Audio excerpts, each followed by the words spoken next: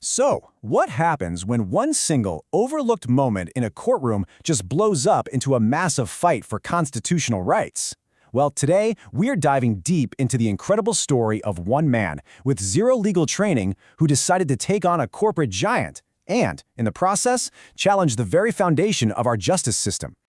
So let's meet the man at the center of all this, Jeremy Bass. And let's be clear, he's not in some fancy law office. Nope, he's in a rented room just surrounded by these towering stacks of legal documents. He's not a lawyer, but he is about to write the single most important document of his entire life, a legal brief that could either save his home or see him lose everything. And get this, he has just 6 days to do it. 6 days to boil down 18 months of intense legal battles into a perfect 50-page document for the Idaho Supreme Court. I mean, the clock is absolutely ticking, and every single word has to count. So, let's break down how he even got here. To really understand the immense pressure on this guy, you gotta go back, way back, to his childhood, actually. Because this fight, for him, it's not just about a house. It's about a promise he made to himself a very, very long time ago. Think about this. After going to 13 different schools by the time he graduated high school, this home was so much more than just a building to him. It was the symbol. It was proof that he had finally broken a lifelong cycle of instability. And now, he's in the fight of his life to protect that symbol. This slide right here just perfectly captures the whole David versus Goliath vibe of his case, doesn't it? On one side, you've got a massive corporate law firm with pretty much unlimited resources. And on the other, you have Jeremy Bass, alone, at a folding table with a super strict 50-page limit. For him, every word has to be perfect. There are absolutely no do-overs. His entire case, his one shot at winning this thing, it all boils down to a single critical moment during a court hearing on October 22nd.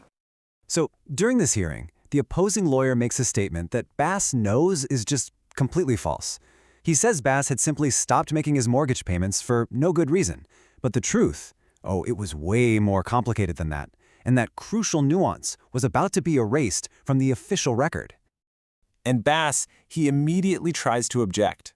But just look at this transcript. His words just get swallowed up by the other lawyers. It creates this moment of pure chaos in the text.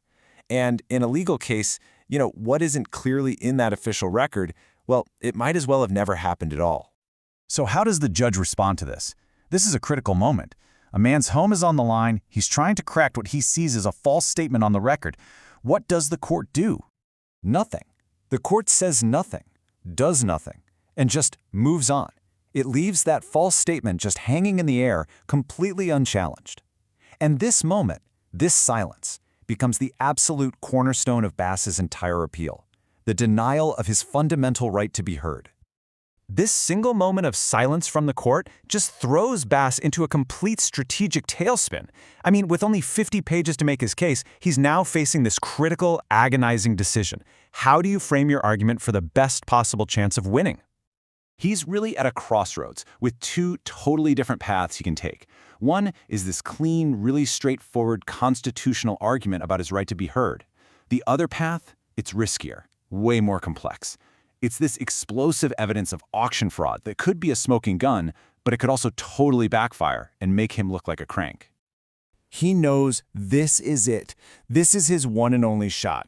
If he loses, there's no next case, no appeal of the appeal, and the weight of that pressure is just crushing. It leads to complete mental and physical exhaustion.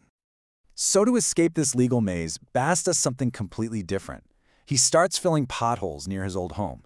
It's manual labor, right? A tangible problem with a simple, clear solution. A total contrast to the abstract, complicated world of the law he's stuck in.